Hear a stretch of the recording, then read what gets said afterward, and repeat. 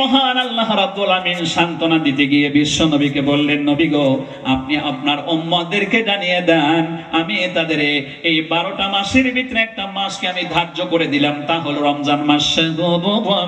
রমাদানাল্লাযী উনজিলা ফীহিল কুরআন হুদাল লিন-নাসি ওয়া বাইয়িনাতিন মিনাল হুদা ওয়াল ফুরকান।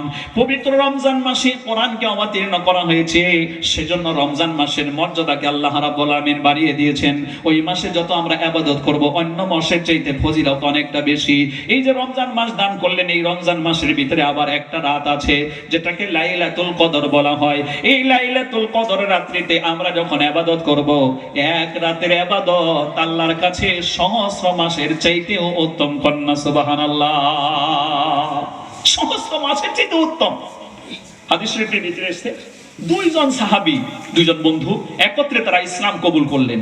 ইসলাম কবুল করার পরে ইসলাম পালন করছেন, নামাজ রোজা হজ যাকাত এগুলো আদায় করছেন, তারপরে আল্লাহর রাস্তায় সংগ্রাম করতেছেন।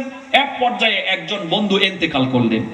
ইন্তেকাল করার পর পরবর্তী 1 বছর পরে আরেকজন ভাই ইন্তেকাল করলেন। দুইজন সাহাবী 1 বছর এদিক ওদিক টাইমে তারা ইন্তেকাল করলেন। ইন্তেকাল করার পরে এখন এই দুই ব্যক্তিকে আরেকজন সাহাবী স্বপ্নে দেখছে যে যিনি পরে ইন্তেকাল করছেন তাকে আগে জান্নাতে, তাহলে তো আগে জান্নাতে যাওয়ার কথা, কিন্তু তারই বন্ধু দেখতে পেলাম 1 বছর পরে ইন্তেকাল করেছেন, ওনাকে ফেরেশতা আগে জান্নাতে ঢুকালো, ওনাকে পরে ঢুকালো। এর ব্যাখ্যা কি? বিশ্বনবী হযরত মুহাম্মদুর রাসূলুল্লাহ সাল্লাল্লাহু আলাইহি ওয়াসাল্লাম তখন বললেন, সাহাবীরে তুমি কি বুঝতে পারো না, ওই সাহাবী যে 1 বছর বেঁচে ছিল, 1 বছর বেঁচে থাকাকালীন সে 365 দিন পেয়েছে, প্রতিদিনে 5 ওয়াক্ত নামাজ আদায় করেছে, রমজান মাস একটা সে পেয়েছে, কোরআন তিলাওয়াত করেছে, তারপরে লাইলাতুল কদরের একটা রাত্রি পেয়েছে, সেজন্য সে সওয়াবে অগ্রগামী হয়েছে। জান্নাতে তো মর্যাদা বাড়বে সওয়াব দিয়া, ঈমান দিয়া, তাকওয়া দিয়া, এজন্য ওকে আগে জান্নাতে ঢোকানো হলো। যে আগে ইন্তেকাল করেছেন তাকে পরে ঢোকানো হলো।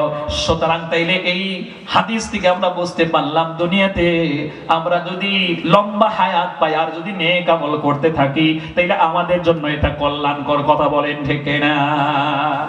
এটা আমাদের জন্য কল্যাণকর। দুনিয়াতে যতদিন বাঁচবো বেশি নেক আমল করলাম, আল্লাহর কাছে মর্যাদা বাড়বে, জান্নাতে আমাদের মর্যাদা বাড়বে। তাইলে এই যে রমজান মাস এলো, এই রমজান মাস পেরিয়ে যাওয়ার পরে আর মসজিদে লোক পাওয়া যায় না। তাইলে এখন হচ্ছে, যদি আপনি দুনিয়ায় বেঁচে থাকাকালীন নেক আমল করতে পারছেন না, যখন একটা লোক নেক আমল করবে না, ঈমান মজবুত হবে না, আমল করবে না, নেক আমল করবে না, তাহলে উল্টা কাজটা হচ্ছে সে গুনার কাজ বেশি করবে। তাহলে গুনার কাজ যদি করেন তাহলে তাড়াতাড়ি মরে যাওয়া ভালো, কারণ আপনি মরে গেলে আর গুনাহ তো হবে না। কথা বলছেন না কেন? তাইলে আপনি যদি নেকির কাজ করছেন না, মরে যান, তাড়াতাড়ি মরে যান, মরে যাওয়াটাই ভালো। আর যদি নেকির কাজ করছেন তাইলে দুনিয়ায় বেঁচে থাকা ভালো। সুবহানাল্লাহ, বেঁচে থাকা ভালো। এরপরে আসুন, কষ্ট হচ্ছে আপনাদের ভাই? আর আমি আর বেশি সময় আলোচনা করব না, আমরা শেষের দিকে চলে আসছি। যেহেতু রাত 12টা হয়ে গেছে, আমরা শেষ করার চেষ্টা করব। ওমা তাওফীকি ইল্লা বিল্লাহ, আলাইহি তাওয়াক্কালতু ওয়া ইলাইহি উনীব, সুবহানাকা লা ইলমা লানা ইল্লা মা আল্লামতানা ইন্নাকা আনতাল আলীমুল হাকীম।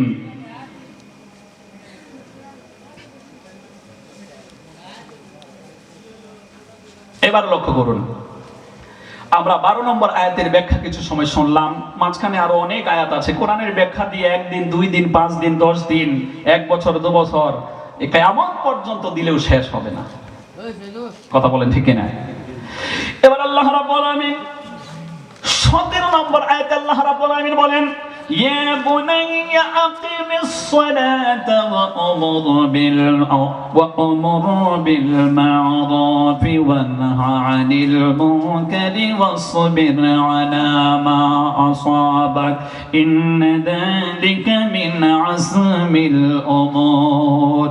হযরত লোকমান যখন হিকমার জ্ঞান পেয়েছেন, এই হিকমার জ্ঞান দিয়ে নিজের সন্তানকে সুন্দর নসিহত করলেন, নিজের ছেলে পেলেদেরকে নসিহত করলেন।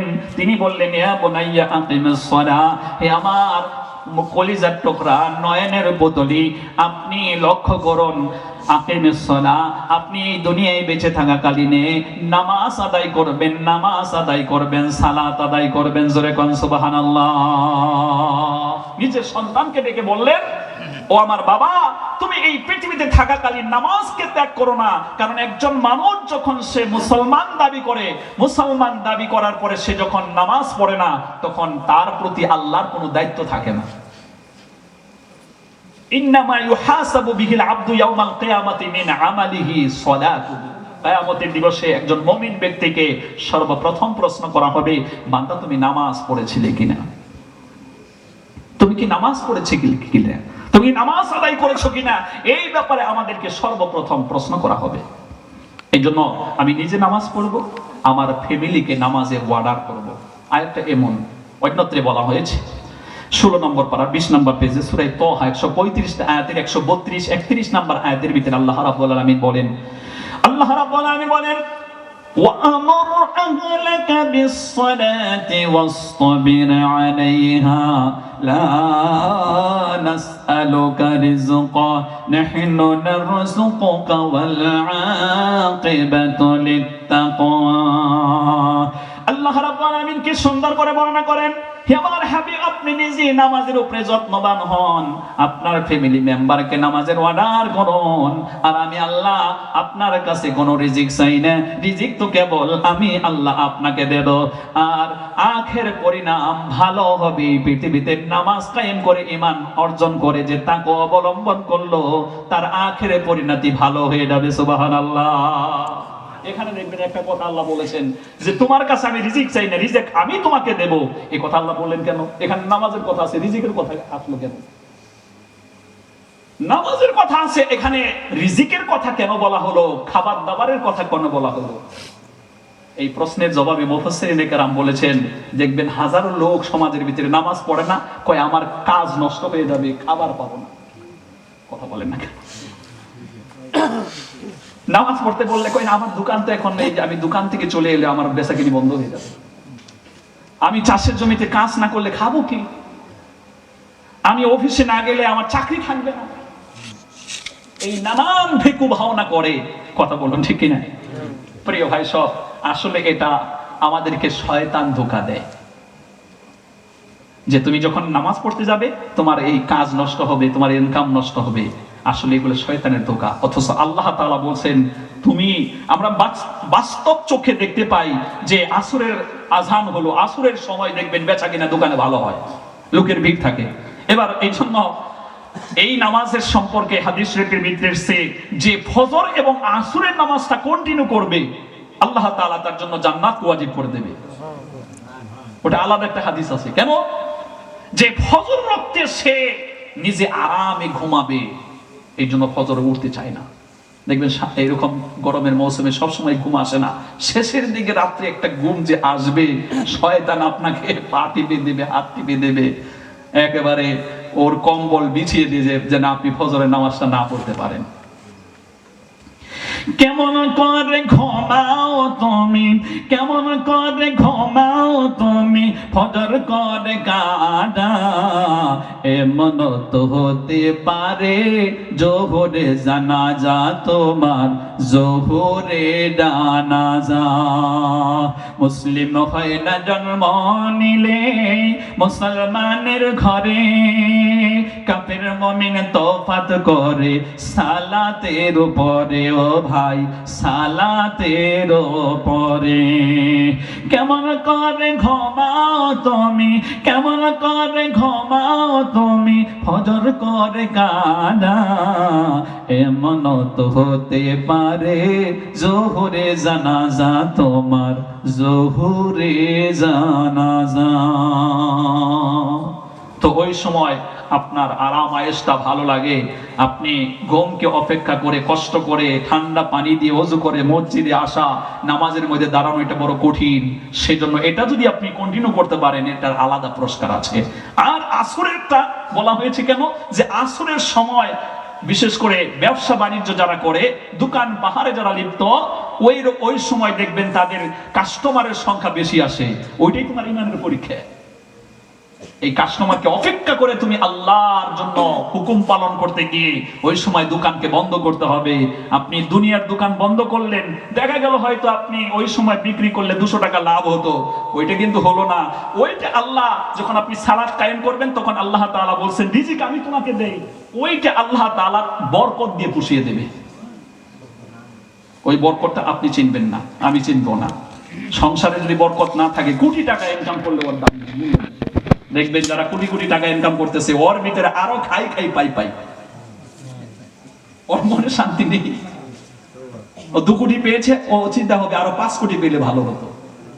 আর যারা দিনদার হয়, পরহেজগার হয়, ইমানদার হয়, ইমানদারের একটা বৈশিষ্ট্য হচ্ছে, গুণ হচ্ছে, কোরআনে কারীম যখন আপনি তিলাওয়াত করবেন আল্লাহ রাব্বুল আলামিন বলেন কুল্লি ইউসিবানা ইল্লা মা কাতাবাল্লাহু লানা ওয়া মাওলানা ওয়া আলাল্লাহি ফালইয়াতাওয়াক্কালিল মুমিনুন। 10 নম্বর পারা সূরা তাওবার ভিতরে এসেছে 51 নম্বর আয়াত আল্লাহ রাব্বুল আলামিন বলেন ও নবী মুমিনদেরকে আপনি খুশখবরি শুনিয়ে দেন, তাদের কিছুই হয় না, তাদের তো তাই হয় যা আল্লাহ কপালে লিখে রেখে দিয়েছেন। আর সকল মুমিনের উচিত হলো আল্লাহর প্রতি ভরসাশীল হওয়া, তাকওয়া অবলম্বন করা। এজন্য মুমিনের একটা বৈশিষ্ট্য হলো সে দোকান খুলেছে বিসমিল্লাহ বলে শুরু করলো, আল্লাহ এই যে ফ্যামিলির দায়িত্ব আমাকে আপনি দিয়েছেন, কাস্টমার ধরে দেন, এই আশা নিয়ে দোকান খুললো। দোকান খোলার পরে বেচা কিনা হচ্ছে। যখন মসজিদে আজান হয়ে গেল তখন যখন বলা হয়েছে আল্লাহু আকবার, আল্লাহ সবচেয়ে বড় হয়, তখন দোকান আমার কাছে বড় নাই, আল্লাহই বড়। সুতরাং আল্লাহর হুকুম সে পালন করার জন্য চলে আসলো। ওই দিন 300 টাকা বিক্রি হলো, বলল আলহামদুলিল্লাহ। 500 টাকা হলো আলহামদুলিল্লাহ। পরের দিন 100 টাকা হলো, তাতেও আলহামদুলিল্লাহ। মুমিনের একটা বৈশিষ্ট্য হলো সে অল্প তুষ্টে সন্তুষ্ট থাকে। কোন সুবহানাল্লাহ। আর কাফের বেঈমান বেদিন ওরা অল্প তুষ্টে সন্তুষ্ট হয় না, ওরা চাই চাই পাই পাই খাই খাই, কারণ ওরা খাবে, দুনিয়া খাইবার জন্যই আসছে। আর দুনিয়া সিজনুল মুমিন ও জান্নাতুল কাফির, মুমিনদের জন্য দুনিয়া হচ্ছে কয়েদখানা, জেলখানা, আর কাফেরদের জন্য হচ্ছে বেহেশত, ও তো খাবে। আর এই খাসলত আমাদের মা বোনদের ভিতরেও আছে। তা হচ্ছে এমন, তো স্বামী ইনকাম করে দিচ্ছে, হঠাৎ করে যদি স্বামীর ইনকাম ভালো না থাকে, এই ব্যবসা বাণিজ্য লস হচ্ছে, বিবি এখন যা চাচ্ছে দিতে পারছে না, তখন এই স্বামীর প্রতি রাগান্বিত হয়। অনেক স্ত্রী এরকম রয়েছে, তো যখন স্বামী দিতে পারে না তখন বলবো আমি বিয়েই বসেছি খাবার জন্য, তুমি দিতে পারো না কেন? কথা বলছেন না কেন? তুমি দিতে পারো না কেন? আমি খাবার জন্যই বসেছি, কি বলে আমি ধরুন আপনি কি বলে জামা কাপড় পরিধান করার জন্যই বসেছি। এক পর্যায়ে দেখলাম মোবাইলের ভিতরে এসে, এটা বাংলাদেশের ঘটনা, এক স্ত্রীকে নিয়ে শপিং মহলে গিয়েছে, স্বামী এবং স্ত্রী 4000 টাকার জামা পছন্দ করছে। এখন স্বামীর কাছে তো অত টাকা নেই, তখন বললো এই নিম্নমানের একটু নিম্ন পর্যায়ের 2200 টাকা অথবা 1500 টাকার জামা দেখাচ্ছে, বলছে যে এটা নেবো না, তুমি আমাকে নিয়ে এসেছো, আমার পছন্দ হয়েছে, ওটাই তোমাকে দিতে হবে। স্বামীর সাথে ঝগড়া শুরু করে দিয়েছে। এক পর্যায়ে বলছে তুমি যদি আমাকে না দাও তাহলে তোমাকে জুতা পিটা করবে। বলেন এ কি স্ত্রী না খারে দরজাল?